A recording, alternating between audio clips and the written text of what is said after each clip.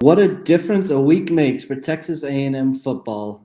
Coming off of last week, Texas A&M had lost two straight games against Arkansas and Mississippi State and entered Saturday night as 16-point underdogs against top-ranked Alabama, who was coming into College Station undefeated so far this year and rolling. But it's Texas A&M who walks away with a 41-38 victory over Alabama. Just a huge, huge win for Jimbo Fisher and his program, given the way the past few weeks had gone. The recruiting angle with how many top prospects were in town tonight. We'll get to all of that. We'll get to the performance from Zach Calzada, what this win means going forward. Again, on the Texas A&M and Alabama postgame show on the Voice of College Football. Just a huge, huge win and a huge credit to the Texas A&M players and coaching staff for the way they've bounced back. And there has been a lot of criticism the past few weeks, a lot, from all fronts, from play calling to the play of Zach Calzada to play of the veterans to the play of the offensive line. And the team responded in a big way when I don't think very much was expected at all from them tonight. Again, Texas A&M entered the night 16-point underdogs, and you could understand why, given the way that they had played the past few weeks. But Texas A&M looked nothing like the team that took the field against Arkansas and Mississippi State, and you could see it very early on. The Aggies drove right down got the ball first, and drove right down to take a 3-0 lead with a 7-play, 54-yard drive. And even though they were held to a field goal on that possession, you could just see they felt comfortable and had an early rhythm offensively. Alabama comes right back with a 10-play, 65-yard drive to take a 7-3 lead, and then A&M comes right back with Zach Calzada's arm, actually.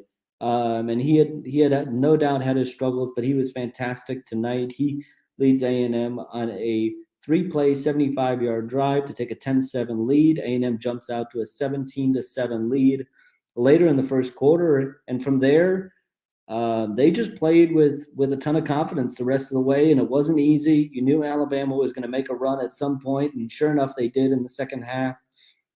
Pulled back within 31-30 early in the fourth quarter, and then took a 38-31 lead with a 9-play, 82-yard drive. And then it was really gut check time for the A&M offense. It kind of felt like, with the way they had been struggling, got virtually nothing going in the second half. Had 4 drives after halftime that resulted in a punt, 3 plays and a punt, 4 plays and a punt, 3 plays. They ran 13 plays over the first quarter and a half in the second half. And Alabama really took control. But with their backs against the wall again, they respond with a 6-play, 65-yard drive and a beautiful touchdown pass from Zach Calzada to Anais Smith to tie the game at 38. And then he obviously departed with the knee injury briefly, was checked out in the tent after getting rolled up on, and the A&M defense comes right back with another stop. And I will tell you, there was a very good point on the Gig'em 247 message board where I work and write about how this game felt a little reminiscent to the Florida game last year, where the A&M defense got a stop, gave it right back to the Texas A&M offense, who drove down for another field. And once again, it was Seth Small who knocked home a 28-yard field goal to give A&M a 41-38 victory. Was the exact same score that they finished with last year against Florida. Just a huge, huge win, and these two wins in many ways felt quite similar. We'll get to that for sure, but I think we've got to start with the play of Zach Calzada. He deserves a lot of credit, and it had taken a lot of criticism. And you could tell in the post game that Jimbo Fisher was pretty emotional, talking about the performance of his quarterback.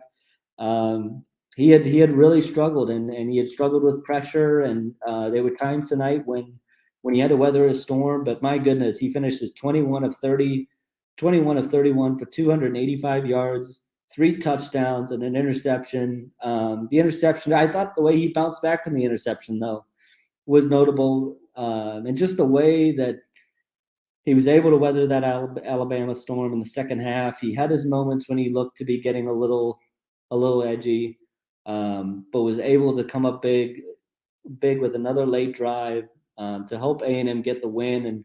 And there's no telling what this can do for him going forward. It was reported before the game by CBS that Haynes King would likely miss the rest of the season. That's a big blow for Texas A&M, and now it'll be Zach Calzada's show for at least the foreseeable future, and it's going to be fascinating to see what kind of confidence boost this gives him going forward. Texas A&M heads on the road now after playing games at home against Mississippi State and Alabama these past 2 weeks. They'll head on the road to face Missouri in a game that A&M will likely be favored in now, coming off of this week. The A&M should be ranked again.